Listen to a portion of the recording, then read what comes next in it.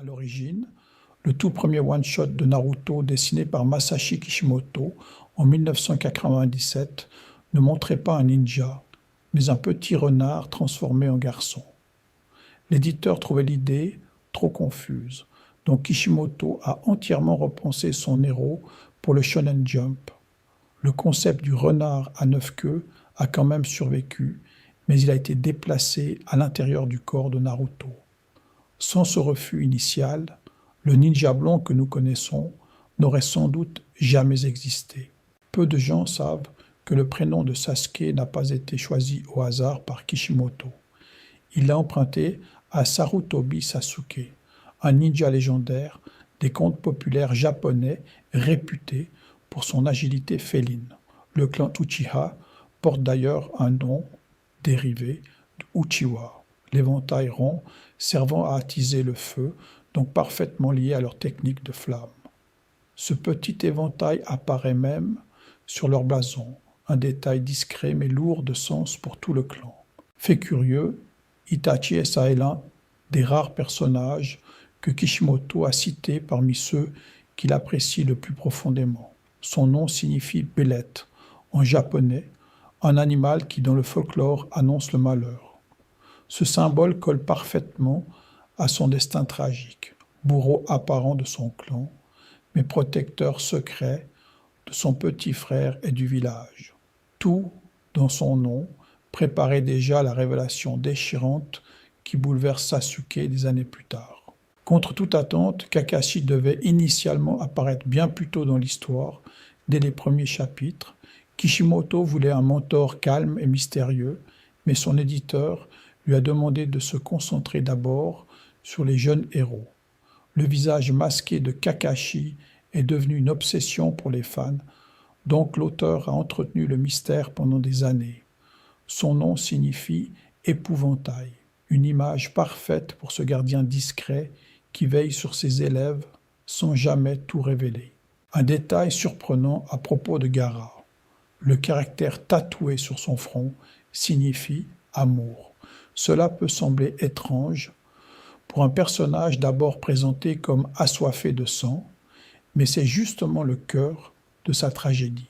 Privé d'affection durant toute son enfance, il s'est gravé lui-même ce symbole, donc chaque regard sur son visage rappelle ce manque cruel. Son arc entier consiste à transformer cette solitude en véritable amour pour son village, une évolution parmi les plus touchantes de la série. Presque personne ne le sait, mais on raconte que Madara Uchiha pourrait s'inspirer d'une figure historique réelle, Date Masamune, un puissant seigneur de guerre japonais surnommé le Dragonborgne. Selon cette théorie, Kishimoto aurait puisé dans cette époque féodale pour donner à Madara une aura de chef légendaire et tragique. Le nom du clan rival Senju évoque d'ailleurs la déesse Kannon aux 1000 bras, symbole de protection. Cette rivalité fondatrice entre Uchiha et Senju structure tout l'arrière-plan historique du monde ninja. Ce qui est fascinant ici, c'est que Rock Lee est un hommage direct de Kishimoto à Bruce Lee. Son nom, sa coupe au bol, sa combinaison verte moulante et son taijutsu pur rendent l'inspiration évidente. Kishimoto adorait l'idée d'un ninja incapable d'utiliser le moindre ninjutsu, mais qui compense par un travail acharné. Lee est ainsi devenu le symbole du génie de l'effort, donc le préféré de nombreux fans qui voient en lui la preuve que la persévérance peut rivaliser avec le talent. Dans les coulisses, le célèbre manteau noir aux nuages rouges de l'Akatsuki cache une symbolique précise. Le mot Akatsuki signifie aube ou lever du jour en japonais, un nom volontairement contradictoire pour un groupe semant les ténèbres. Les nuages rouges évoquent, quant à eux, le sang versé durant les guerres ninja. Chaque membre porte aussi une bague unique, liée à un emplacement de doigt précis, donc rien dans leur tenue n'a été laissé au hasard par Kishimoto. Peu de gens savent que Metogai et Rock Lee forment un véritable duo miroir, le maître et son disciple, partageant la même voie du combat au corps à corps. Son ouverture des 8 portes intérieures repose sur un vrai concept de la médecine et des arts martiaux asiatiques, où le corps possède des points de circulation d'énergie. Libérer toutes les portes décuple la puissance, mais menace la vie de l'utilisateur. Kishimoto a fait de Guy l'un des seuls capables de défier Madara. Donc un combattant purement physique devenu presque divin à l'espace d'un instant.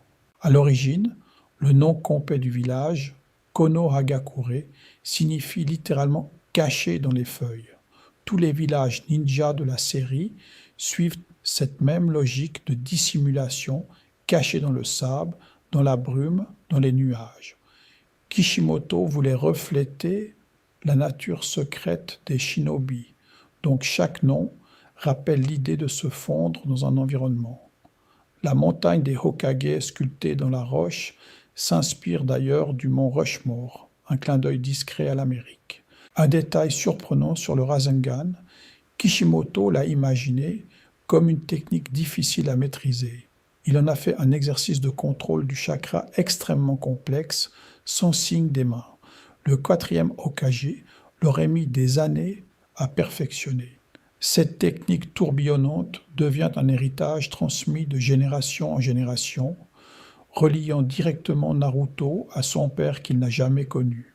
Ce qui est fascinant ici, c'est que le Kyuubi puise ses racines dans le folklore japonais des kitsune, ces renards mythiques capables de gagner une queue supplémentaire chaque siècle. À 9 queues, le renard atteint sa forme la plus puissante et la plus sage. Kishimoto a transformé cette légende en bête scellée à l'intérieur de Naruto. Le véritable nom du renard, Kurama, ne sera révélé que bien plus tard, donc pendant des centaines de chapitres, son identité profonde restera un mystère soigneusement gardé.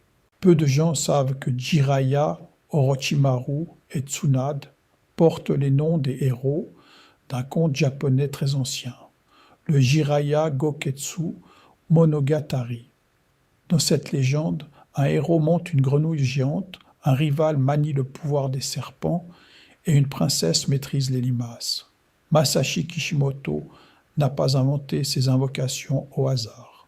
Donc chaque Sannin reprend exactement l'animal de son personnage mythique, ce qui ancre le trio dans un folklore qui remonte à l'époque d'Edo, il y a près de 2 siècles. Fait curieux, Tsunade souffre d'une terreur du sang qui la paralyse en plein combat. Ce détail n'est pas un simple caprice de scénario, mais une cicatrice émotionnelle laissée par la mort de son petit frère et de son fiancé, tous deux disparus dans le sang. Elle est pourtant la meilleure médecin du monde, shinobi. Donc cette peur crée un paradoxe cruel. Celle qui guérit tout le monde s'effondre devant la blessure qui lui rappelle ses propres deuils. En dessinant sa langue démesurée, ses yeux de serpent et sa peau blafarde, Kishimoto a senti naître quelque chose de bien plus inquiétant. Le mangaka a confié qu'Orochimaru était devenu son méchant préféré à dessiner, donc il lui a offert une silhouette reptilienne unique. On raconte d'ailleurs que cette obsession du serpent ferait écho au mythe japonais d'Orochi, le serpent géant à 8 têtes, ce qui nourrirait cette aura de monstre immortel. Ce qui est fascinant ici, c'est que le clan Nara ne se contente pas de manipuler les ombres. Dans l'univers de Naruto, ils élèvent des cerfs et cultivent des plantes médicinales rares, ce qui fait d'eux des pharmaciens reconnus du village. Le nom Nara vient d'ailleurs de la ville japonaise de Nara, célèbre pour ses cerfs en liberté, dans ses parcs. Kishimoto a donc tissé un lien direct entre la réalité japonaise et l'intelligence tranquille de Shikamaru. Contre toute attente, le surnom de Minato, l'éclair jaune de Konoha, ne vient pas de sa vitesse naturelle. Il maîtrise une technique de téléportation héritée de Tobirama, le 2e Hokage, qui lui permet de surgir instantanément près de Kunaïs, marqué d'un sceau. Ses ennemis le voyaient apparaître et disparaître comme la foudre, donc ils ont cru à une vitesse surhumaine. En réalité, c'est un déplacement spatio-temporel calculé, ce qui en faisait l'homme le plus craint de la dernière Grande Guerre. Un détail surprenant. On raconte parfois que Hinata n'était pas censé finir aux côtés de Naruto au tout début. Pourtant, dès sa première apparition, Kishimoto l'a doté d'une admiration silencieuse pour le héros, semée discrètement au fil des chapitres. Cette graine plantée très tôt a grandi pendant des années, donc le film The Last a pu conclure leur histoire de façon cohérente. Kishimoto a même supervisé personnellement ce long métrage pour s'assurer que ses sentiments anciens trouvent enfin leur véritable aboutissement à l'écran. Presque personne ne le sait, mais les 6 corps de Pan ne sont pas des illusions. Ce sont de véritables cadavres réanimés par Nagato grâce à des barres réceptrices de chakras. Chacun possède un pouvoir distinct du Rinnegan, et l'un d'eux est même le corps de Yaiko, son ami d'enfance disparu. Nagato les contrôle à distance depuis un fauteuil, son propre corps ravagé. Il pilote donc une armée invisible, ce qui rendait Pain quasiment impossible à vaincre. Dans les coulisses du lore, le Mokuton, le pouvoir du bois d'Ashirama, est l'élément le plus rare de tout l'univers ninja. Il naît de la fusion entre l'eau et la terre, mais aucun entraînement ne permet de l'apprendre. Il faut le posséder de naissance. C'est pourquoi Orochimaru a tenté de l'extraire et de le greffer à des dizaines de sujets, dont presque tous sont morts. Seul Yamato y a survécu, ce qui faisait de lui une expérience unique et inestimable. Fait curieux, l'épée de Kisame Sameada n'est pas une lame ordinaire, mais une arme vivante. Couverte d'écailles tranchantes, elle ne coupe pas vraiment. Elle déchiquette la chair, tout en dévorant le chakra de l'adversaire, pour le restituer à son porteur. Sameada choisit elle-même son maître, au point qu'elle a un jour délaissé Kisame, attirée par l'immense chakra d'un autre combattant. Cette symbiose entre l'homme requin et son arme explique pourquoi on le surnommait le monstre sans queue.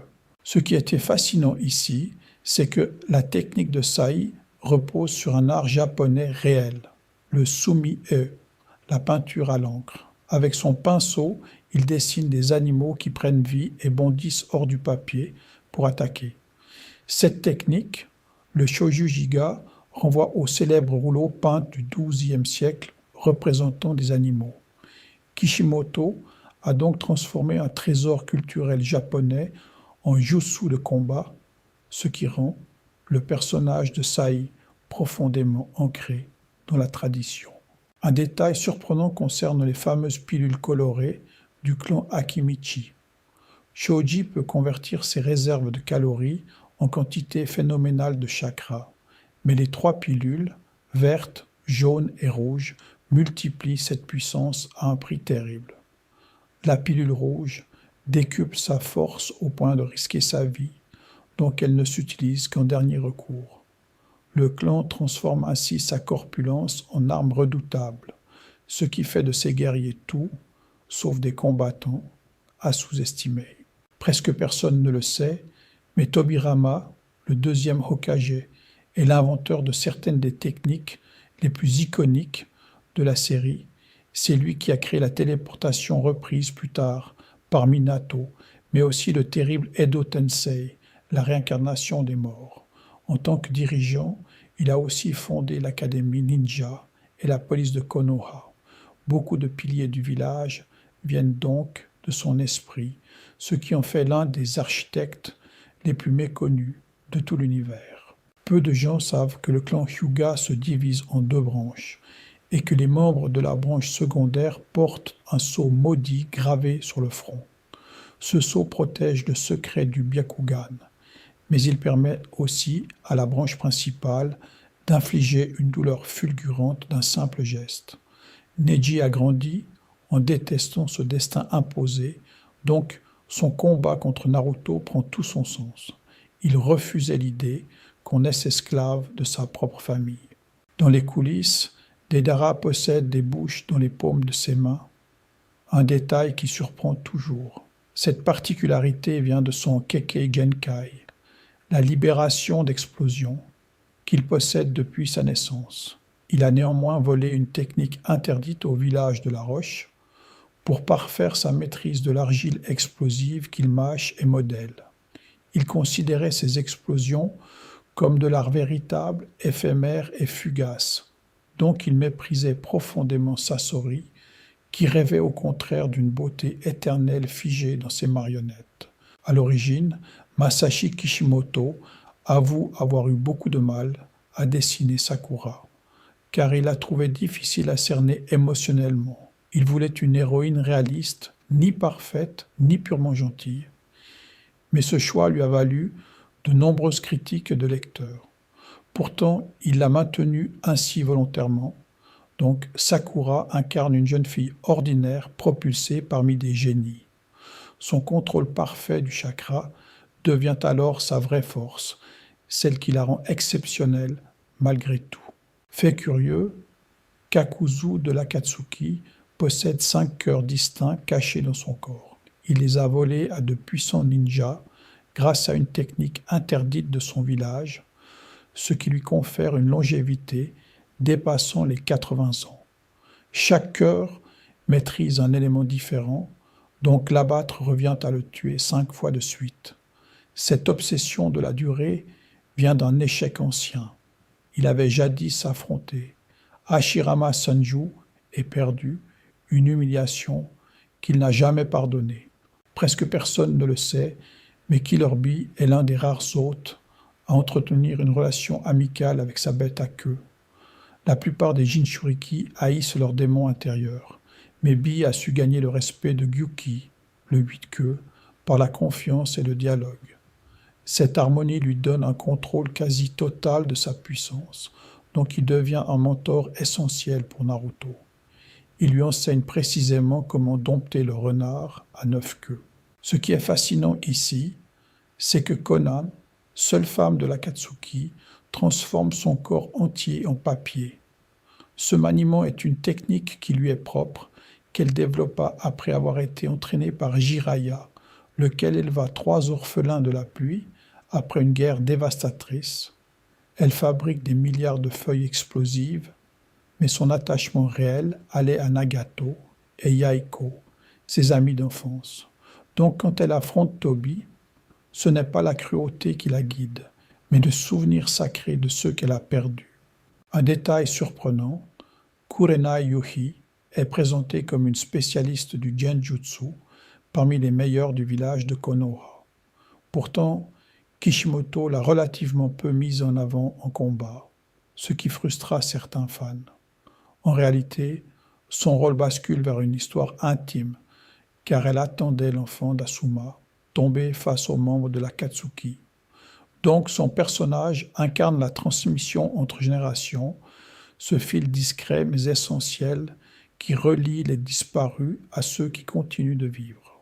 Contre toute attente, Zabuza appartient aux 7 épéistes de la brume, un groupe de brotteurs légendaires du village de Kiri. Il gagna son surnom de démon en massacrant une centaine d'élèves lors de l'examen d'obtention de diplôme, un rituel sanglant, propre à ce village.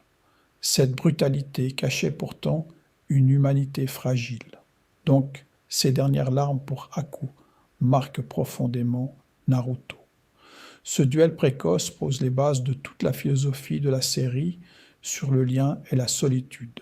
Peu de gens savent que Kishimoto considère Haku comme l'un de ses personnages préférés de toute la série, issu d'un clan possédant un don héréditaire de glace. Il fut rejeté et persécuté à cause de cette particularité redoutée. Zabuza fut le seul à le valoriser, donc Haku décida de vivre uniquement pour servir son maître comme une arme. Sa technique des miroirs de glace reste l'un des premiers grands moments visuels qui ont marqué les lecteurs du manga. Un détail surprenant concernant Pain, ce qui semble être un seul homme cache en réalité 6 corps distincts, animés à distance par Nagato. Chacun de ces chemins porte un nom et une fonction précise, du chemin animal au chemin divin. Nagato contrôlait ses cadavres grâce à des récepteurs métalliques et son Rinnegan. donc il pouvait combattre sans jamais s'exposer. Cette mise en scène troublante symbolise sa vision d'un Dieu observant le monde depuis l'ombre, lointain et insaisissable. Fait curieux, le clan Yamanaka d'Ino maîtrise des techniques de manipulation mentale uniques à Konoha. Ils peuvent transférer leur esprit dans le corps d'un ennemi pour le contrôler, mais leur propre corps reste alors totalement vulnérable. Ce trio formé avec les clans Nara et Akimichi n'est pas un hasard, car son nom, Ino Shikacho, s'inspire d'une combinaison de cartes du jeu japonais Hanafuda.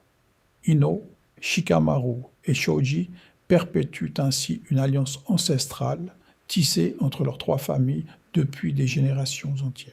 Contre toute attente, l'identité du mystérieux homme masqué fut l'un des secrets les mieux gardés de la série. Kishimoto a longtemps brouillé les pistes, faisant croire à de multiples théories parmi les lecteurs. La révélation finale bouleverse tout, car cet ennemi n'était autre qu'Obito, l'ancien coéquipier de Kakashi cru mort depuis des années.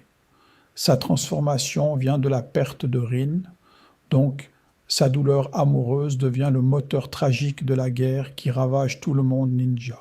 Peu de gens savent que Shino appartient au clan Aburame, une famille dont le corps abrite des insectes dès la naissance. Ce pacte semble étrange, mais il repose sur une logique précise. Les ninjas offrent leur chakra aux insectes, donc ces derniers obéissent et combattent pour eux. Masashi Kishimoto a poussé le détail jusqu'à toujours cacher le visage de Shino derrière col et lunettes. Un mystère soigneusement entretenu qui rend ce personnage discret bien plus inquiétant qu'il n'en a l'air. Fait curieux, Kankuro ne combat presque jamais de ses propres mains. Ce ninja de Suna manipule des marionnettes reliées par des fils de chakra invisibles. L'idée pourrait sembler purement fantaisiste, mais elle évoque une tradition japonaise bien réelle.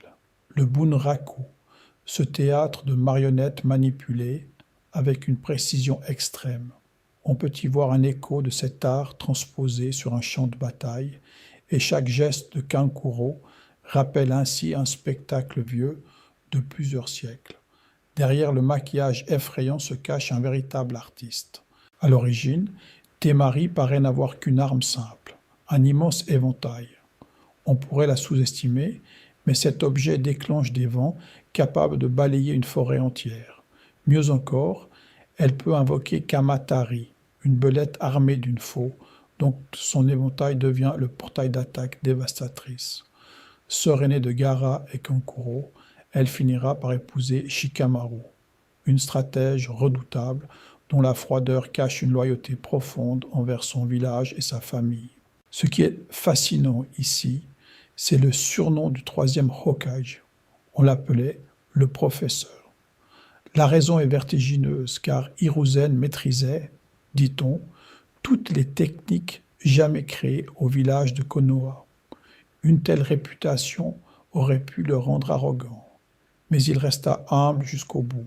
Son invocation, le singe Enma, fait écho à son nom, Sarutobi, évoquant le singe. Un détail qui relie ce vénérable maître au folklore japonais des héros ninja légendaires. Presque personne ne le sait, mais Kabuto fut d'abord un orphelin sans nom, recueilli puis transformé en espion. Son visage lisse et ses lunettes inspirent Sado la confiance, mais sous cette douceur se cache un manipulateur redoutable, médecin de génie et serviteur d'Orochimaru. Sa quête d'identité le poussera à absorber les cellules de son maître, donc à fusionner peu à peu avec lui. Un personnage construit entièrement autour d'une question. Qui suis-je vraiment lorsque je n'ai jamais eu de véritable nom? Contre toute attente, Sasori de l'Akatsuki n'est plus vraiment humain. Ce maître marionnettiste Tsuna, petit-fils de la vieille Chiyo, était hanté par la mort de ses parents. Pour ne plus jamais souffrir ni vieillir, il a fait l'impensable, donc il a transformé son propre corps en marionnette. Seul son cœur restait vivant, protégé au centre du mécanisme, une quête d'éternité glaçante qui révèle toute l'horreur tranquille cachée derrière son art si beau et si méticuleux. Un détail surprenant, Kimimaro pouvait faire pousser ses propres os hors de sa peau pour s'en servir comme arme. Cette aptitude effrayante, le Shikotsu-myaku, appartenait au clan Kaguya, un peuple guerrier presque entièrement disparu. On pourrait croire à une simple invention de combat, mais Kishimoto en a fait le dernier vestige d'une lignée éteinte. Donc Kimimaro porte sur ses épaules tout le poids d'un clan oublié. Loyal jusqu'à la mort envers Orochimaru, il incarne une fidélité tragique et bouleversante. Dans les coulisses du village de Konoha agissait Danzo, chef de l'organisation secrète Racine. En apparence, un vieux conseiller fatigué, il dissimulait un secret monstrueux sous son bandage. Son bras droit portait 10 Sharingan greffés, arrachés à des Tsuchiya.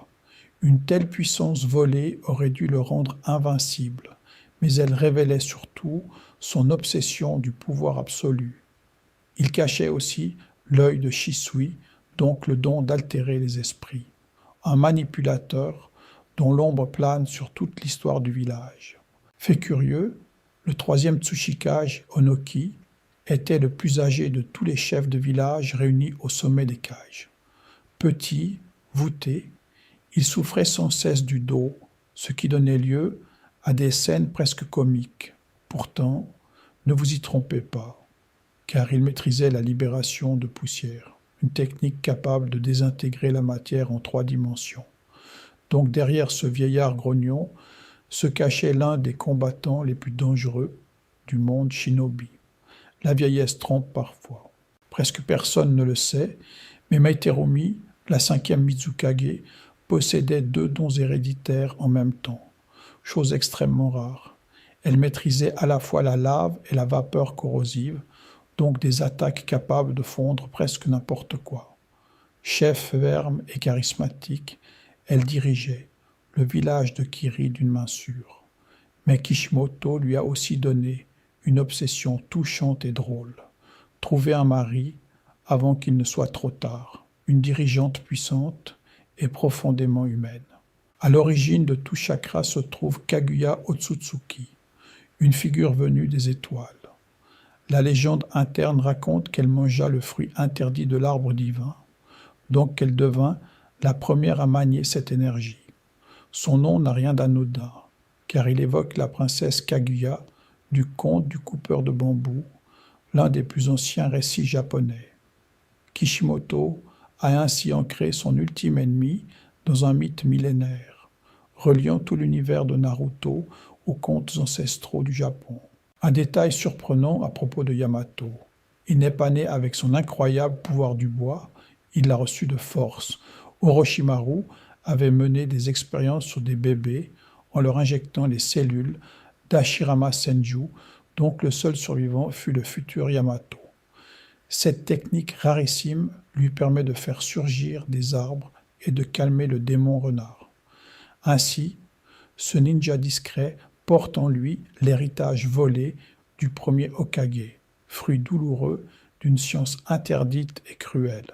À l'origine, Shisui Uchiwa possédait l'un des Sharingan les plus redoutés de tout le clan. Son pouvoir, le Kotomatsukami, permettait de contrôler l'esprit d'autrui sans que la victime s'en aperçoive. On le surnommait Shisui du mirage, car ses déplacements semblaient instantanés. Mais ce don immense l'isola, donc il choisit de confier un œil à Itachi avant de mourir, espérant protéger Konoha. Son sacrifice silencieux façonna toute la tragédie du clan Uchiwa, un héritage discret mais essentiel. Peu de gens savent que les 8 portes célestes de Metogai s'inspirent d'une véritable notion japonaise. Le corps humain limiterait naturellement ses muscles pour éviter de s'autodétruire. Kishimoto a transformé cette idée en technique ultime, où chaque porte ouverte décuple la puissance, mais consume la vie de l'utilisateur. La 8e porte, celle de la mort, transforme Guy en force comparable à un dieu. Donc ce combat contre Madara reste l'un des affrontements les plus émouvants de toute la série. Fait curieux, le renard à 9 queues ne reçut son vrai nom, Kurama, que très tard dans le manga. Pendant des centaines de chapitres, on l'appelait simplement Démon Renard. Kishimoto s'est inspiré du folklore japonais où le kitsune est une créature rusée et multiqueux, symbole de puissance grandissante. On raconte d'ailleurs que le nom Kurama proviendrait d'un esprit célèbre du théâtre Noh. Mais ce qui touche le public, c'est l'amitié finale entre Naruto et la bête, transformant la haine en lien profond. Ce qui est fascinant ici, c'est que les techniques de Sai reposent entièrement sur la peinture traditionnelle japonaise. Son art, le Shōjo-giga, fait référence à de véritables rouleaux du XIIe siècle représentant des animaux caricaturaux. Sei donne vie à ses dessins à l'encre qui bondissent hors du papier. Mais derrière cet art, Kishimoto cache une douleur. Sai fut privé d'émotion par la racine de Danzo. Donc, son apprentissage des sentiments, à travers ses peintures, devient une quête d'humanité bouleversante. Presque personne ne le sait, mais Jiraiya tire son nom d'un conte japonais ancien, le Jiraiya Goketsu Monogatari. Ce héros légendaire maîtrisait la magie des crapauds, tandis que son rival Tsunade contrôlait les limaces et leur ennemi Orochimaru, les serpents. Kishimoto a repris ces trois figures pour ces trois sannin légendaires. Mais le clin d'œil va plus loin, car les invocations correspondent exactement au conte d'origine. Donc tout le triangle des sannin puise dans un véritable folklore japonais transmis depuis des siècles. Dans les coulisses, Kishimoto a longtemps gardé secret le vrai rôle d'Itachi Uchiwa. Pendant des années, on le croyait être un meurtrier sans pitié, coupable du massacre de son propre clan. Mais la révélation changea tout. Itachi avait agi sur ordre pour protéger Konoha, sacrifiant son honneur et l'amour de son frère. Cette inversion morale est l'une des plus marquantes du manga. Donc le personnage passa de monstre détesté à héros tragique aimé par des millions de lecteurs à travers le monde. Un détail surprenant. Tenten est la seule kunoichi de sa génération à miser entièrement sur les armes plutôt que sur le ninjutsu élémentaire. Son rêve était de devenir aussi puissante que Tsunade. Mais Kishimoto a reconnu lui-même avoir eu du mal à lui donner un rôle marquant. Pourtant, sa maîtrise du parchemin invocateur d'armes reste unique dans le village. Donc, malgré peu de scènes, elle incarne une spécialiste rare, capable de déchaîner une pluie d'épées et de lances en un seul mouvement. Contre toute attente, le gigantesque crapaud Gamabunta fume une pipe et porte un sabre, son allure rappelant l'imagerie des samouraïs des estampes japonaises.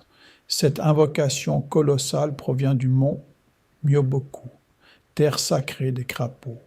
Sa taille démesurée en fait l'une des invocations les plus impressionnantes du manga.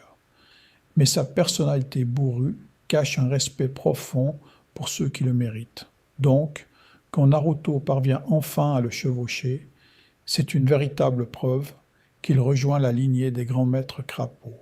Presque personne ne le sait, mais Zetsu est en réalité deux entités distinctes dans un seul corps. Le Zetsu blanc naît des victimes piégées par l'illusion lunaire, tandis que le Zetsu noir est une création directe de Kaguya, manipulant l'histoire depuis des millénaires. Ce ninja végétal servait d'espion parfait à l'Akatsuki grâce à sa capacité à fusionner avec le sol. Mais sa vraie mission était bien plus sombre, donc il orchestra secrètement les guerres pour ramener sa mère à la vie. À l'origine, le clan Aburame conclut un pacte unique. Dès la naissance, leur corps devient une véritable ruche vivante pour des insectes appelés Kikaishu.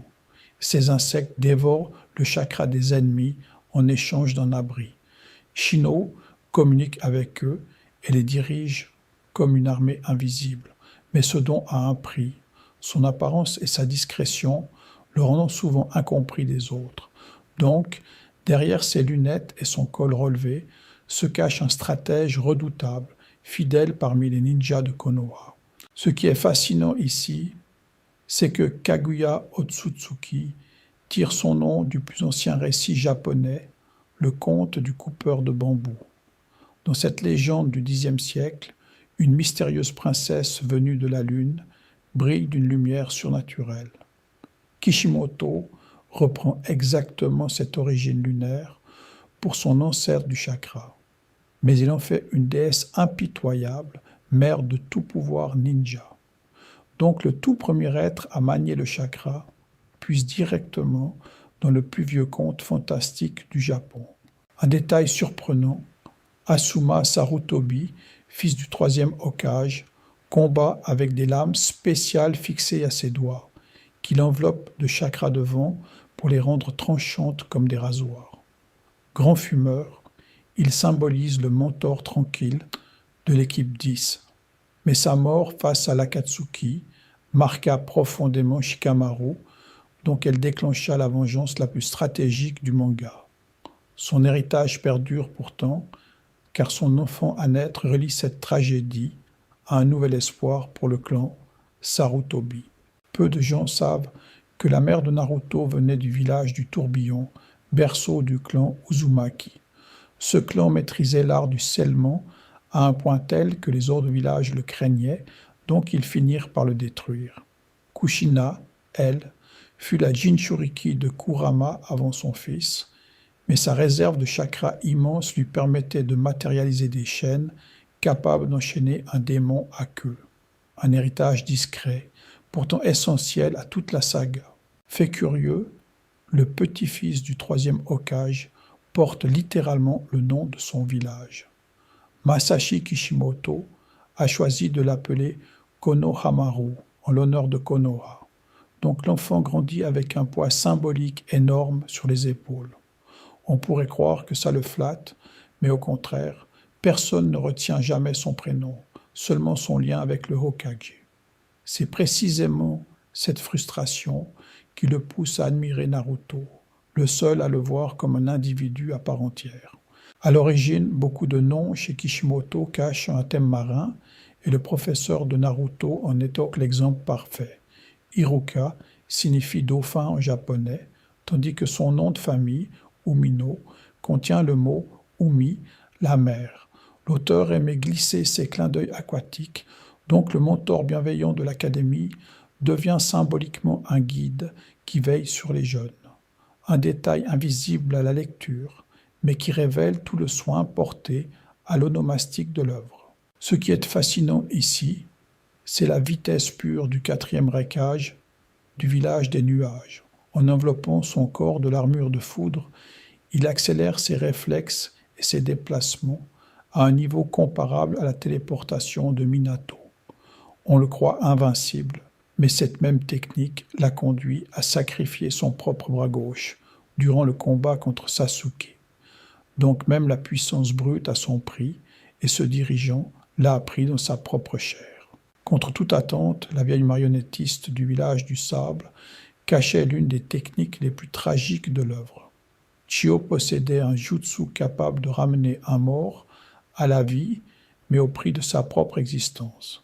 Elle avait jadis créé cette technique, donc il était presque poétique qu'elle l'utilise pour ressusciter Gaara, le Jinchuriki, qu'elle-même avait contribué à condamner.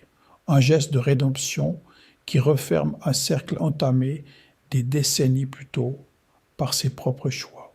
Presque personne ne le sait, mais le ninjutsu tel qu'on le connaît n'a jamais été l'intention première du sage des 6 chemins. Agormo voulait transmettre le ninshu, une voie spirituelle visant à relier les cœurs et à apporter la paix. Mais les humains détournèrent son enseignement pour en faire une arme de guerre, donc le ninjutsu naquit de cette déformation. Toute la violence du monde shinobi découle ainsi d'un idéal pacifique trahi par ceux qui le reçurent. Dans les coulisses du clan Ozuki, du village de la brume, on trouve une capacité aussi étrange qu'utile. Suigetsu peut liquéfier entièrement son corps, donc trancher sa chair ne sert à rien, puisqu'il se reforme. Mais cette force a un revers cruel. Sous une chaleur intense, il risque de s'évaporer et de s'affaiblir. Son rêve, lui, ne change pas. Réunir les 7 épées légendaires des Breuteurs de la Brume, héritage qu'il poursuit obstinément à travers toute la série. Un détail surprenant, la coéquipière de Sasuke partage le sang de Naruto. Karin appartient elle aussi au clan Uzumaki, ce qui explique sa vitalité hors norme et son chakra régénérateur. On la croit simple capteuse, mais lorsqu'on la mord, son chakra peut soigner instantanément les blessures les plus graves. Donc derrière son tempérament explosif se cache une lignée presque éteinte, dispersée après la chute du village du tourbillon. Sa longévité et sa force de guérison sont la signature génétique de ce peuple oublié. Fait curieux, les fameuses marques maudites d'Orochimaru ne sont pas une invention du serpent. Elles proviennent du corps de Jugo, dont le clan sécrète naturellement une enzyme qui déclenche des transformations incontrôlables.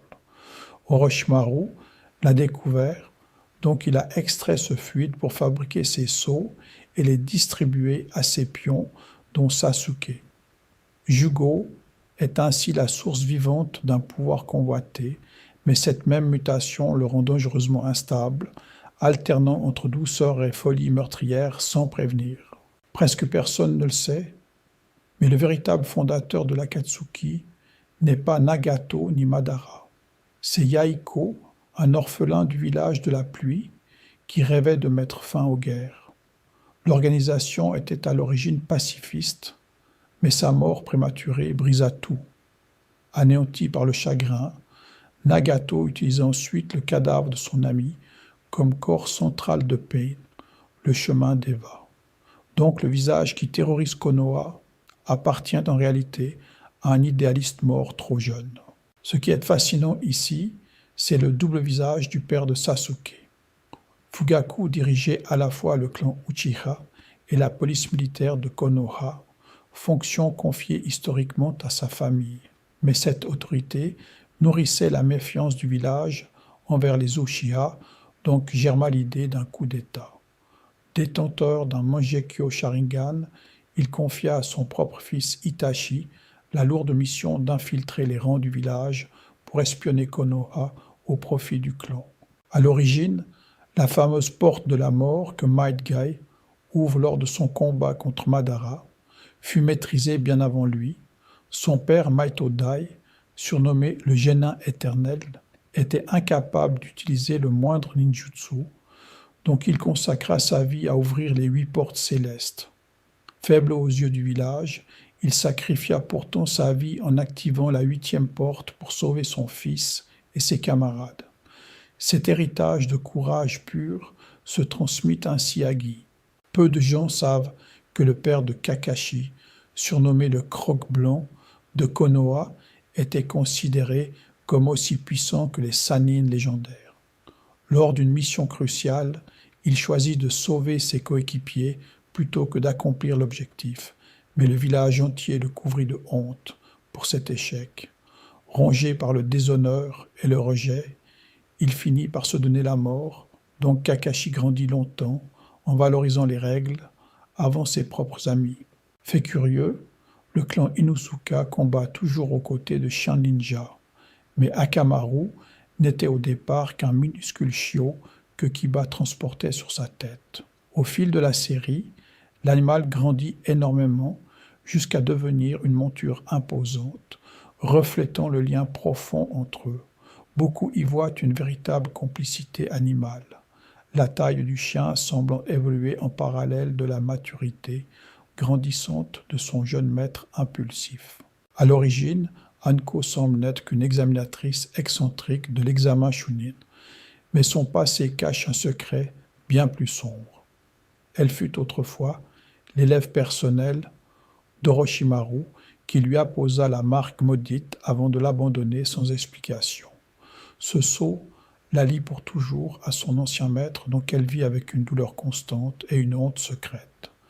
Kishimoto l'utilise pour montrer combien Orochimaru détruisait ceux qui lui faisaient confiance. Ce qui est fascinant ici, c'est que Les corbeaux accompagnant Itachi ne sont pas qu'un détail esthétique. Dans la culture japonaise, le corbeau Yatagarasu est un messager divin guidant les âmes, symbole de destin et de sacrifice. Kishimoto choisit cet animal délibérément, car Itachi incarne justement le martyr silencieux, portant un fardeau invisible. Le héros agit dans l'ombre pour protéger son village, donc l'oiseau souligne sa nature de guide tragique condamné à l'incompréhension. Un détail surprenant, le clan Aburame conclut un pacte avec des insectes parasites dès la naissance de chaque enfant. Le corps du ninja devient une véritable ruche vivante, offrant son chakra en nourriture aux créatures qui l'habitent. En échange, ces insectes obéissent au moindre ordre et drainent l'énergie des ennemis. Ce lien explique pourquoi Shino porte toujours des manteaux couvrants et des lunettes. Donc il dissimule des milliers de minuscules alliés grouillants sous ses vêtements. Presque personne ne le sait, mais Tenten admirait profondément Tsunade et rêvait de devenir une kunoichi aussi puissante que la légendaire Sannin. Spécialiste des armes scellées dans des parchemins, elle déploie tout un arsenal en plein combat. Pourtant, Kishimoto admit plus tard avoir négligé son personnage dans l'histoire. Il regretta de ne pas lui avoir offert de grands moments. Donc, elle resta une combattante sous-exploitée, malgré son potentiel évident et sa maîtrise rare. Contre toute attente à la technique ultime de Guy, l'ouverture des 8 portes célestes repose sur une véritable notion de médecine orientale. Ces portes correspondent à des points de pression qui limitent naturellement le flux d'énergie du corps humain. En les forçant, le ninja dépasse ses limites physiques, mais au prix de sa propre vie. La 8e porte garantit une mort certaine. Donc, Guy n'osa l'ouvrir que face à Madara pour protéger ses élèves. Dans les coulisses, le mystère du visage masqué de Kakashi devint une obsession pour les fans pendant des années. Kishimoto révéla qu'il gardait délibérément ce secret. Un épisode entier fut consacré aux tentatives de l'équipe pour voir sous le tissu. L'auteur voulait préserver cette aura de mystère, donc il transforma un simple accessoire en l'un des plus grands suspens comiques de la série. Un accident heureux explique l'existence même de Rock Lee, créé par Kishimoto comme un ninja totalement incapable d'utiliser le ninjutsu ou le genjutsu. Cette faiblesse apparente devint sa plus grande force, car il dut tout miser sur le taijutsu et un entraînement acharné. L'auteur affirma que Lee était son personnage préféré à dessiner. Son design rappelle Bruce Lee, donc son nom et son combat physique rendent hommage à la légende des arts martiaux. Peu de gens savent que le sable de Gaara n'est pas un sable ordinaire ramassé dans le désert. Sa mère Karura, morte en lui donnant naissance, infusa son propre chakra dans cette poussière protectrice avant de mourir. Ainsi, le bouclier de sable réagit instinctivement pour défendre l'enfant, même contre sa volonté. C'est l'amour maternel qui le protège depuis toujours, donc cette révélation transforme le monstre solitaire en fils éternellement veillé par sa mère. Fait curieux, le clan Akimichi utilise des pilules colorées qui transforment les calories en réserve de chakra colossal. La dernière, la pilule papillon, libère une puissance phénoménale en consumant la totalité des graisses du corps. Cette technique était autrefois mortelle pour quiconque l'employait, car elle épuisait jusqu'à la dernière étincelle de vie. Les ailes de chakra de Choji évoquent un papillon, donc elles symbolisent une métamorphose ultime payée par un sacrifice extrême. À l'origine, le nom et le design d'Orochimaru s'inspirent directement d'un conte japonais célèbre, la légende de Jiraiya le Galant. Dans ce récit ancien, 3 personnages maîtrisent respectivement la magie du crapaud, de la limace et du serpent. Kishimoto reprit ce trio pour façonner Jiraiya, Tsunade et Orochimaru, les 3 Sannin. Dans ce conte, le manieur du serpent est déjà une figure menaçante, ce qui fait écho, comme un clin d'œil discret, au destin du plus sombre des 3 élèves. Peu de gens savent que Rin Nohara, la coéquipière d'enfance de Kakashi, n'est pas morte par accident. Le village de Kiri lui avait implanté de force le démon à 3 queues, Isobu, pour qu'il se libère une fois rentré à Konoha et ravage tout. Elle a compris le piège, mais ne voulait pas devenir une arme contre les siens. Donc elle s'est jetée elle-même devant le Chidori de Kakashi, transformant un geste d'amitié en sacrifice silencieux que lui n'oubliera jamais. Fait curieux, le 4e Mizukage, Yagura, avait l'apparence d'un enfant calme, mais il dirigeait l'époque la plus sanglante de Kiri, surnommée le village de la brume sanglante. On le croyait simplement cruel, donc personne ne soupçonnait la vérité. En réalité, ce Jinchuriki de la tortue à 3 queues était manipulé par Obito grâce à un Genjutsu du Sharingan. Sa tyrannie n'était pas la sienne, ce qui rend son histoire bien plus tragique qu'elle n'en avait l'air au premier regard. À l'origine, Utakata était le porteur du démon à 6 queues, Saiken, mais il a fui son village après la mort de son maître, devenant un ninja errant. Ce qui le distingue, c'est son style de combat unique, fondé sur des bulles de savon, à la fois gracieux et redoutable. Il refusait d'enseigner ces techniques, donc son savoir a failli disparaître avec lui. L'Akatsuki finit par l'attraper pour extraire sa bête, scellant le destin d'un homme qui ne cherchait que la paix. Ce qui est fascinant ici, c'est que Mifune n'est même pas un ninja. C'est un général samouraï du pays du fer, une nation neutre qui rejette le chakra des techniques au profit du sabre. Sa réputation de sagesse était telle que les 5 Kages l'ont choisi pour présider leur sommet historique. Il ne contrôlait aucun village, mais sa parole pesait autant que celle des plus grands chefs. Son nom est d'ailleurs un clin d'œil au légendaire acteur japonais Toshiro Mifune. Contre toute attente, le bras droit nonchalant du 4e Raikage allait lui succéder un jour. Darui passait son temps à se plaindre que tout était pénible, mais derrière cette paresse apparente se cachait un talent rare. Il maîtrise la foudre noire, une variante que peu de ninjas peuvent reproduire, ainsi que la libération tempête. Son maître croyait en lui, donc il l'a désigné comme 5e Raikage. Un homme qui semblait fuir les responsabilités finit par porter celle d'un village entier.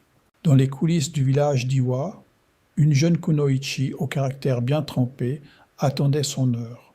Kurotsuchi est la petite fille d'Onoki, le vieux Tsuchikage au dos fragile, mais elle ne devait rien à son seul nom de famille. Elle manie la libération lave, projetant une chaux brûlante qui durcit ses ennemis. Son grand-père l'a jugée digne, donc elle finit par devenir la 4e Tsuchikage. Sa nomination marque une nouvelle génération de chefs prêts à protéger un monde enfin pacifié. Un détail surprenant. Le porteur du singe à 4 queues, Son Goku, venait lui aussi d'Iwa, le village de la pierre. Roshi avait passé des années à errer loin de chez lui, cherchant à maîtriser le pouvoir de sa bête plutôt que de le subir. Il avait appris à fusionner son chakra avec celui de Son Goku pour utiliser la libération lave, mais cette solitude le rendait vulnérable. L'Akatsuki finit par le capturer, l'un des premiers Jinchuriki tombés face à l'organisation. Presque personne ne le sait, mais le petit Carlin, parlant de Kakashi, est un pisteur d'élite. Pakun fait partie des chiens ninja invoqués par le ninja copieur, capable de suivre une odeur sur d'immenses distances.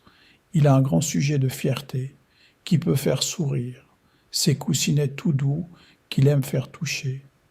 Derrière cet humour se cache un allié précieux, dont Kakashi l'invoque dans ses missions les plus délicates pour retrouver une piste que personne d'autre ne perçoit. Fait curieux, le fidèle compagnon de Kiba commence l'histoire comme un chiot tenant dans un manteau. Akamaru appartient au clan Inuzuka, où ninja et chiens combattent comme un seul être, partageant leur sens et leur chakra. Au fil du temps, il grandit énormément, mais ce n'est pas qu'une question de taille. Son odorat lui permet même de mesurer la puissance d'un adversaire, donc il sait parfois, avant son maître, quand il vaut mieux fuir un combat trop dangereux. À l'origine, les 4 serviteurs d'élite d'Orochimaru formaient une garde redoutable, et Tayuya en était la seule femme. Elle ne combattait pas au corps à corps, mais avec une simple flûte. Ses mélodies déclenchaient de puissantes illusions et commandèrent 3 géants enchaînés, ses Doki.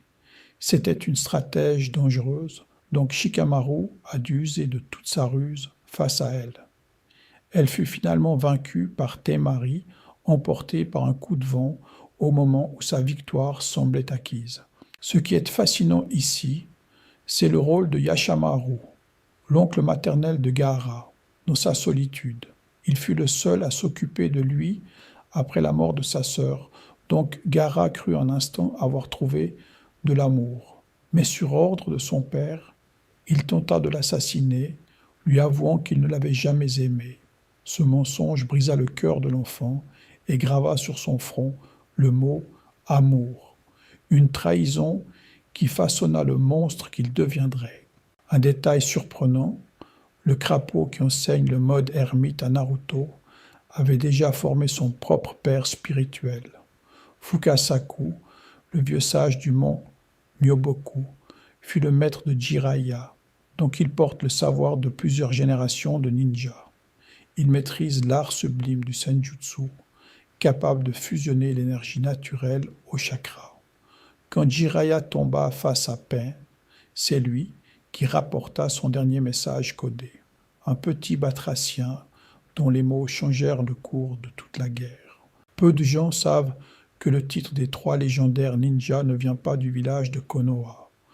Durant la Deuxième Grande Guerre, 3 jeunes shinobi affrontent Hanzo, le redoutable maître de la salamandre d'Amegakur.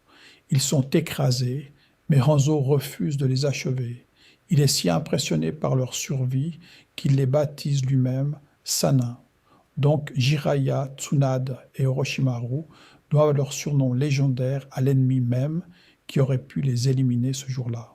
À l'origine, le tout premier porteur du Sharingan n'était pas un Uchiha ordinaire. Indra, fils aîné du sage des 6 chemins, hérita d'un don immense pour le combat et le chakra. Son père lui préféra pourtant son frère cadet pour porter son héritage. Indra y vit une trahison, donc sa rancune traversa les générations. Son nom s'inspire du dieu hindou, de la guerre et de la foudre, soulignant le destin guerrier qui marqua à jamais le clan Uchiha. Ce qui est fascinant ici, c'est que le cadet du sage des 6 chemins n'avait aucun talent naturel. Asura semblait faible face à son frère surdoué, mais il compensa par un travail acharné et l'amour de ceux qui l'entouraient. Son père comprit que la vraie force venait du lien entre les êtres, donc il choisit Asura comme successeur. De lui descendent les clans Senju et Uzumaki. Son nom évoque les Asuras, ces demi-dieux combattants de la mythologie indienne. Un détail surprenant à propos de l'assistante fidèle de Tsunade. Elle n'est pas qu'une simple secrétaire. Shizune est une ninja médicale accomplie, formée directement par la Sannin et nièce de Dan, l'amour perdu de Tsunade. Elle maîtrise des aiguilles empoisonnées redoutables. Mais on la voit surtout porter le petit cochon Tonton. Donc derrière son apparence douce se cache une combattante expérimentée qui a accompagné Tsunade dans son errance, gardant vivante la mémoire de ceux qu'elles avaient perdus. Contre toute attente, la première épreuve de l'examen Chunin n'était pas un test de connaissance. Hibiki Morino, chef de la section torture et interrogatoire de Konoha, soumet les candidats à un questionnaire impossible. Le vrai but n'était jamais de répondre, mais d'évaluer leur sang-froid sous pression et leur capacité à recueillir l'information sans se faire prendre. La dernière question piège ne servait qu'à révéler leur courage. Donc Hibiki testait l'esprit des shinobi, bien avant le moindre combat. Presque personne ne le sait, mais l'un des hôtes de bête à queue venait d'Iwagakure et combattait dans une armure de vapeur. Han, porteur du 5e, Kokyo injectait du chakra dans son corps pour propulser de la vapeur brûlante par des tuyaux, augmentant sa vitesse et la puissance de ses coups. C'était une technique unique parmi les Jinchuriki, mais il eut peu d'occasion de la montrer. Donc ce guerrier discret reste l'un des hôtes les plus mystérieux de la série. Fait curieux, l'une des rares femmes parmi les hôtes des bêtes à queue venait du petit village caché de la cascade. Fut porté en elle Shomei, l'insecte à 7 queues, ce qui lui donnait une énergie débordante et un caractère solaire. Pourtant, comme beaucoup de Jinchuriki, elle fut rejetée et isolée à cause de la créature scellée en elle. Donc, derrière sa joie de vivre, se cachait une grande solitude, capturée puis sacrifiée par l'Akatsuki, dans l'ombre. Dans les coulisses, Masashi Kishimoto a puisé le nom de la mère du chakra dans un très ancien conte japonais. La princesse Kaguya vient du récit du coupeur de bambou où une mystérieuse jeune femme descendue de la lune retourne finalement parmi les astres. Kishimoto a transposé cette origine céleste dans son personnage, donc le lien de Kaguya avec la lune et l'arbre divin n'est pas un hasard. C'est un hommage direct à l'un des plus vieux récits du Japon. Un easter egg adorable se cache dans le petit cochon de Konoha. Tonton n'est pas un simple animal de compagnie, c'est le cochon de Shizune à qui l'on prête un bon odorat utile pour le pistage. Son nom vient de l'onomatopée japonaise associée au pas léger ou au cochon lui-même. On le voit souvent porté par Shizune, vêtu d'une perle et d'une veste, mais il participe réellement aux missions. Donc même les animaux du village ont leur rôle dans le monde shinobi. Presque personne ne le sait, mais le livre que Kakashi lit sans cesse a été écrit par Jiraiya en personne. Le paradis du batifolage est une série de romans pour adultes signés du Sanin Hermite.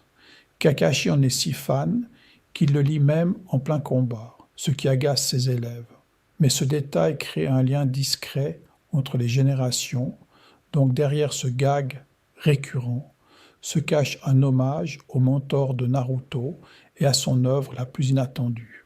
Fait curieux, la bête à une queue scellée en gara s'inspire d'un esprit du folklore japonais.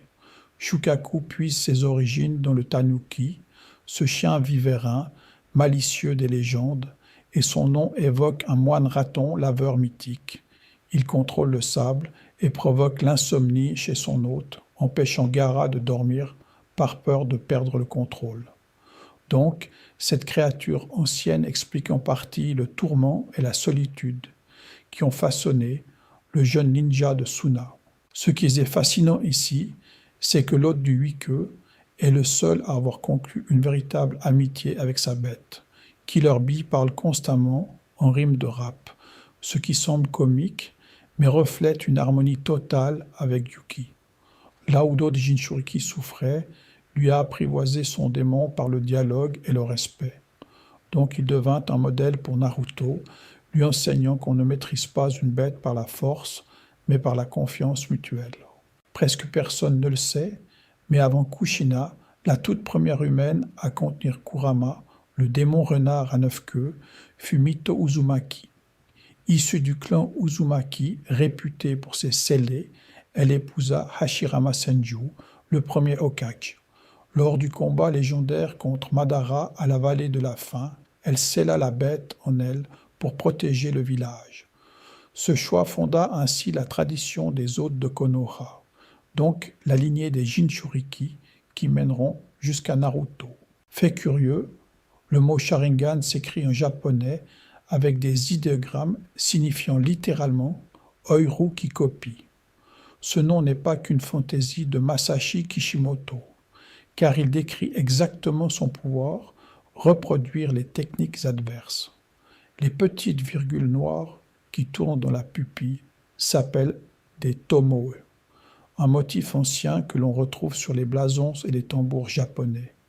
Plus l'utilisateur progresse, plus les tomoe apparaissent. Donc l'œil révèle visuellement la puissance de son porteur. Ce qui était fascinant ici, c'est que le colossal guerrier spectral du Sharingan tire son nom d'un véritable dieu shinto. Susanoo est dans la mythologie japonaise le dieu des tempêtes et des mers, frère de la déesse du soleil, Amaterasu. Masashi Kishimoto a relié ses techniques oculaires aux divinités les plus sacrées du Japon, donc Amaterasu devient des flammes noires et Tsukuyomi une illusion lunaire. Ce trio divin n'est pas un hasard, mais un hommage direct aux trois enfants nés du dieu créateur Izanagi. À l'origine, les cartes du son qui escortent Sasuke vers Orochimaru servaient surtout à offrir aux compagnons de Naruto des combats individuels marquants. Mais Masashi Kishimoto a glissé un détail subtil. Chacun porte un sceau maudit offert par Orochimaru, à l'image de celui de Sasuke. Chacun se voit aussi associé à une direction, comme une boussole vivante autour de leur maître. Ce groupe permit donc d'illustrer le prix terrible du pouvoir offert par Orochimaru, car presque tous y laissent à la vie pour le protéger.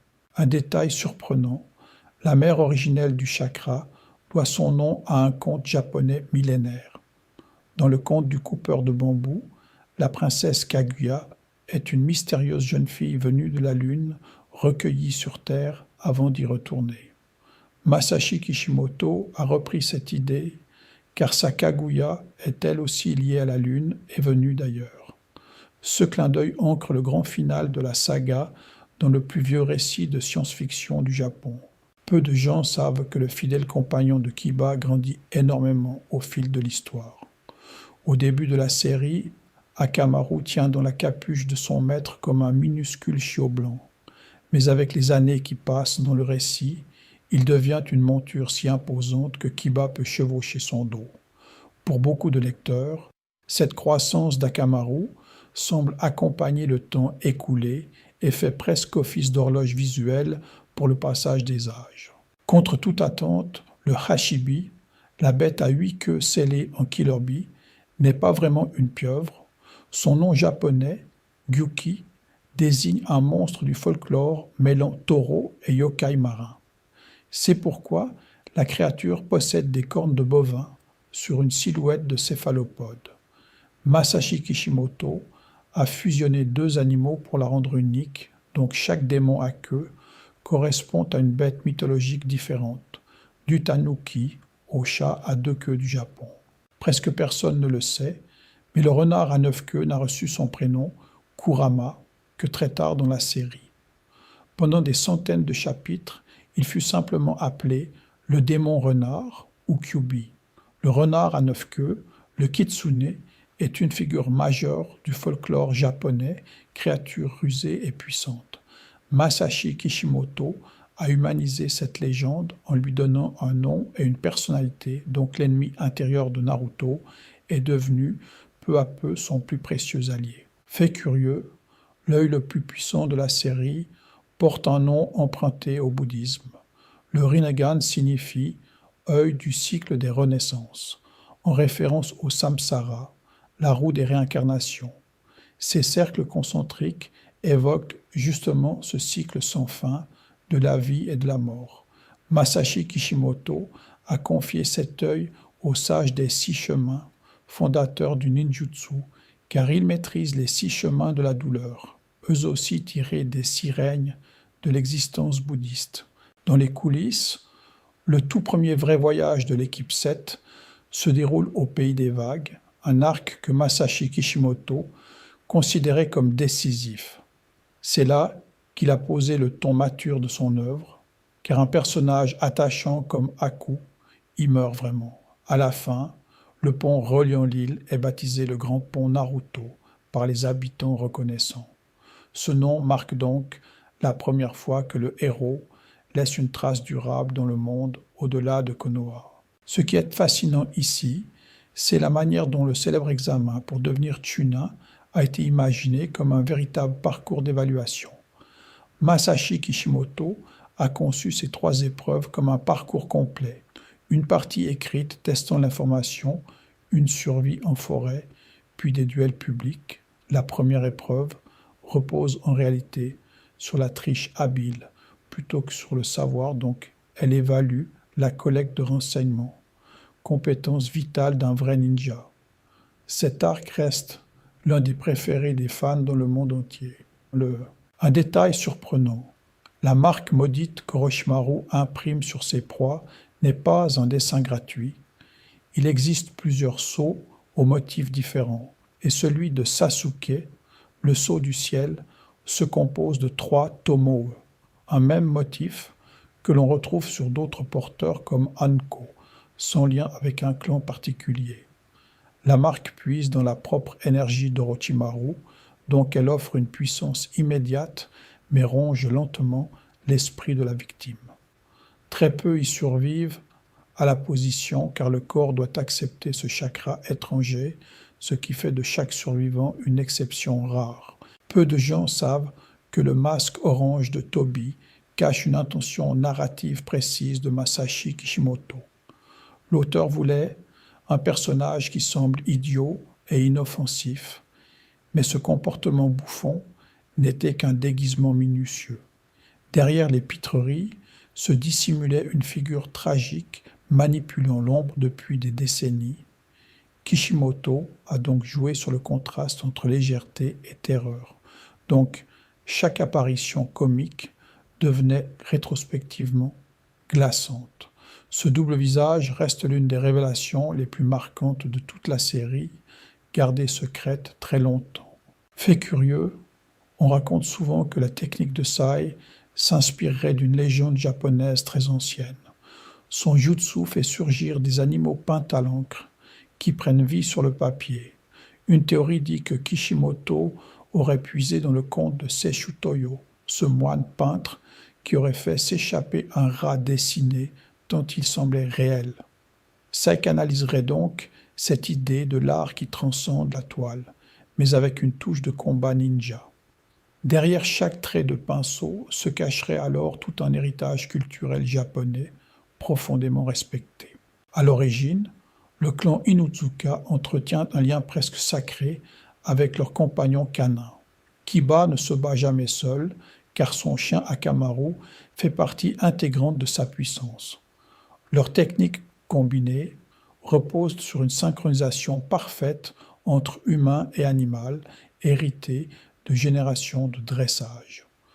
On raconte que Kishimoto se serait inspiré des traditions de chasse et de la loyauté légendaire entre l'homme et le chien au Japon. Le clan reflète donc cette idée d'instinct partagé, mais aussi d'une famille élargie où l'animal compte autant qu'un frère. Ce qui est assez fascinant ici, c'est que les 8 portes de Maitogai s'appuient sur un véritable concept de la médecine orientale. Le corps humain limite naturellement ses propres muscles pour éviter de s'autodétruire. Cette idée existe réellement, mais Kishimoto l'a poussée à l'extrême en imaginant 8 verrous internes. En les ouvrant, Maitogai dépasse ses limites physiques, donc il gagne une force surhumaine au prix de sa vie. Cette mécanique transforme un personnage comique en l'un des combattants les plus bouleversants de la série. Contre toute attente, l'obsession d'Itachi pour les corbeaux n'est pas un simple choix esthétique. Dans la mythologie japonaise, le corbeau Yatagarasu est un guide divin à 3 pattes, symbole de protection et de présage. Itachi incarne donc ce rôle d'ange gardien dissimulé sous une apparence sombre. Ces corbeaux portent même parfois le Sharingan de Shisui, mais leur signification dépasse le combat. Ils annoncent la vérité cachée derrière son sacrifice, donc chaque battement d'aile rappelle qu'il protégeait son frère dans l'ombre depuis toujours. Dans les coulisses, le personnage de Tsunade s'inspire d'un conte japonais très célèbre.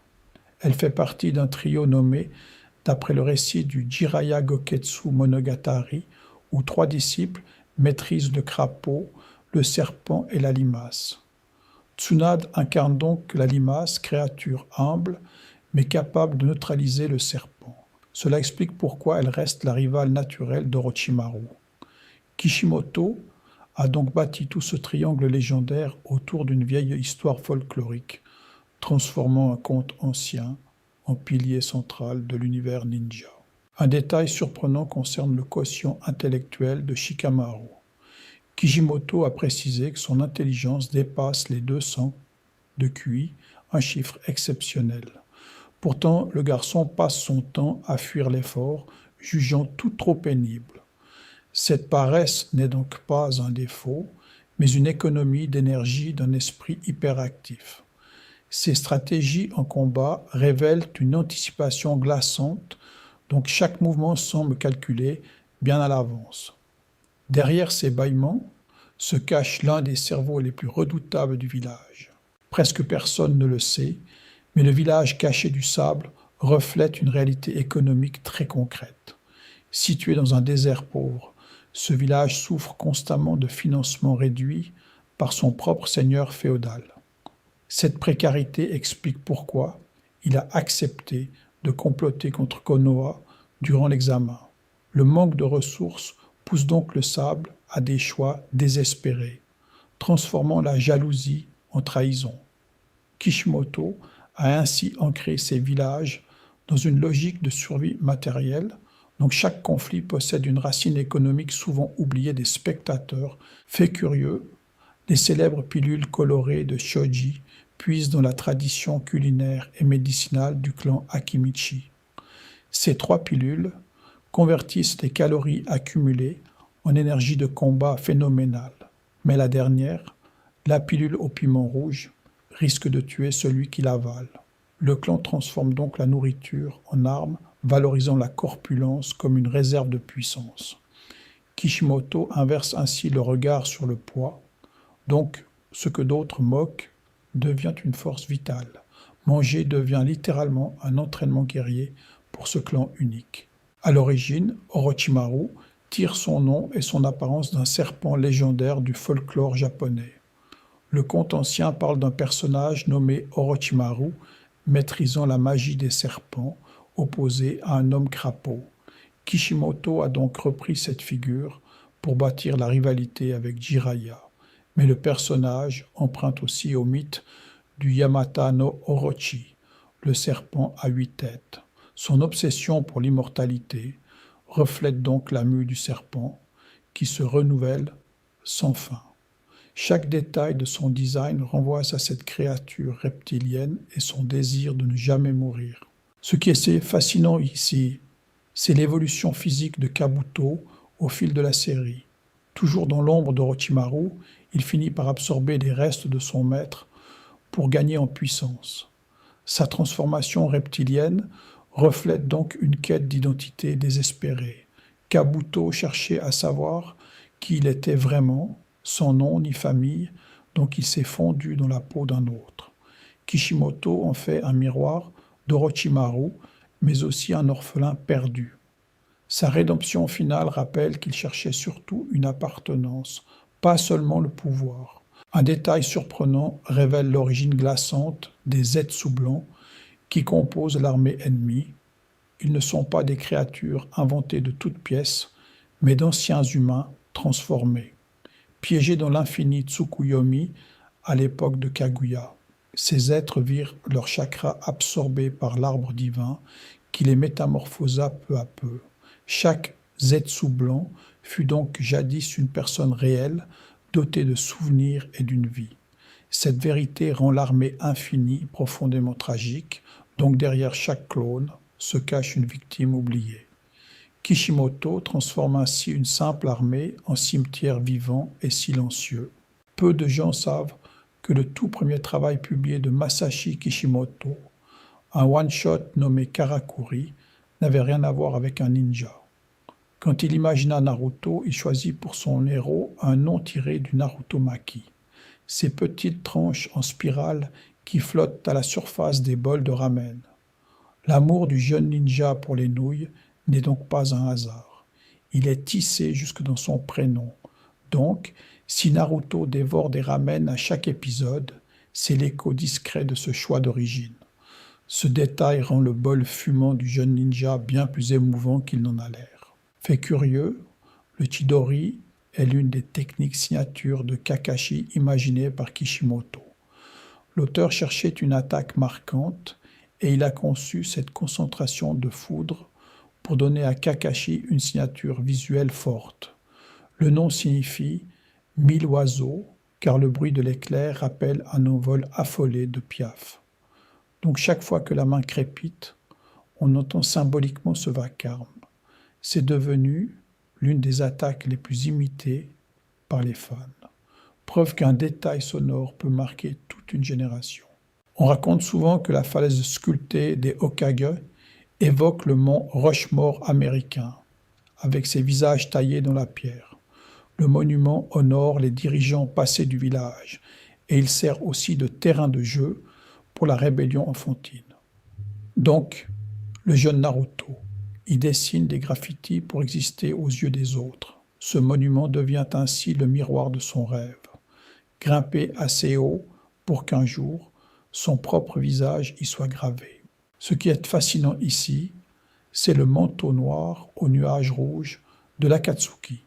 Kishimoto a choisi ces nuages écarlates pour évoquer le sang et l'aube, car le mot Akatsuki signifie justement aube en japonais. L'idée était de créer une silhouette reconnaissable, même en ombre chinoise, mais ce design est devenu une icône mondiale du cosplay. Donc derrière une simple recherche de lisibilité graphique se cache l'un des uniformes les plus célèbres de tout l'univers du manga moderne. Presque personne ne le sait, mais les trois légendaires tirent leur thème d'un conte japonais ancien appelé Jiraiya Goketsu Monogatari. Dans cette histoire, un héros chevauchant un crapaud affronte un ennemi serpent sauvé par une princesse maîtrisant la magie des limaces. Kishimoto a repris exactement ce triangle, mais en l'incarnant dans Jiraiya, Orochimaru et Tsunade. Donc, leurs invocations, crapaud, serpent et limaces, ne sont pas en hasard. C'est un clin d'œil au folklore que le Japon connaît depuis des siècles. Un détail surprenant. La technique de réincarnation laisse au ressuscité des fissures sombres sur la peau comme une porcelaine craquelée. On peut y voir une volonté de montrer visuellement qu'un corps ramené d'entre les morts reste imparfait, brisé. Ce choix esthétique rappelle aussi le kintsugi, l'art japonais de réparer les céramiques. Mais ici, les fêlures ne sont pas dorées, elles trahissent une vie volée. Donc chaque guerrier ranimé porte sur lui la marque d'une frontière franchie de force entre la vie et la mort. Contre toute attente, le célèbre stand de ramen existe vraiment, ou presque. Kishimoto s'est inspiré d'un restaurant qu'il fréquentait pendant ses études à Kyushu, baptisé lui aussi Ichiraku. Il y mangeait pour pas cher entre deux cours de dessin, rêvant de devenir mangaka. Donc quand Naruto s'attable devant son bol fumant, c'est un souvenir réel de jeunesse affamée que l'auteur partage. Ce petit comptoir devient ainsi un pont discret entre la vie de l'artiste et celle de son héros. Dans les coulisses, chaque démon à queue correspond à une créature du folklore japonais, du tanuki rusé au bœuf poulpe des légendes marines. Kishimoto les a numérotés selon leur nombre de queues, mais il a voulu que leur puissance reflète aussi de vieilles superstitions sur les esprits animaux. Donc le renard à 9 queues, le plus redouté, s'inspire du kitsune, créature qui gagne une queue tous les 100 ans. Ce système entier puise dans des croyances que le Japon raconte depuis l'époque féodale. Un détail surprenant concerne le mode ermite, qui change les yeux du combattant en pupilles horizontales de crapaud. Kishimoto a basé cette idée sur la philosophie d'harmonie avec la nature, où le ninja absorbe l'énergie du monde plutôt que de la prendre de force. Mais cette puissance a un prix. Rester immobile trop longtemps transforme l'utilisateur en pierre. Donc le pouvoir suprême devient aussi un danger mortel. Cet équilibre fragile illustre tout le message de l'œuvre sur la patience et le contrôle de soi. Peu de gens savent que le nom de Boruto, le fils de Naruto, a été choisi en lien direct avec Neji. En japonais, Boruto évoque le boulon qui maintient les choses ensemble, tandis que Neji signifie la vis. Kishimoto voulait que l'enfant honore ce proche de la famille disparue pendant la Grande Guerre. Donc derrière ce prénom étrange se cache un hommage caché à un héros tombé. C'est une promesse silencieuse. La nouvelle génération porte en elle le souvenir de ceux qui se sont sacrifiés. Contre toute attente, le tout premier film de Naruto se déroule loin des forêts du village, dans un pays de la neige glacée. Kishimoto a participé au design des personnages, mais il voulait surtout offrir une histoire indépendante du manga, accessible aux nouveaux venus, donc ce long métrage sert de porte d'entrée idéale vers l'univers ninja. Son ambiance polaire, ses trains blindés et sa princesse actrice tranchent totalement avec le reste de la saga, prouvant que ce monde peut s'aventurer bien au-delà de Konoha. Ce qui était fascinant ici, c'est la philosophie de la volonté du feu, transmise de génération en génération à Konoha. Kishimoto l'a imaginé pour expliquer pourquoi les ninjas du village se battent, non pour la gloire, mais pour protéger ceux qu'ils aiment, comme un feu qui réchauffe les suivants. Donc chaque Hokage devient le gardien temporaire de cette flamme. Cette idée s'inspire de la valeur japonaise du collectif avant l'individu et donne à toute la saga sa colonne vertébrale émotionnelle, si touchante. Voilà, nous avons traversé ensemble tout l'univers de Naruto, de ses secrets les plus discrets jusqu'à la volonté du feu qui relie chaque génération. Merci d'avoir voyagé avec moi jusqu'ici. Le sommeil vous gagne déjà tout doucement. Maintenant, laissez ces histoires vous bercer jusqu'au matin. Faites de beaux rêves.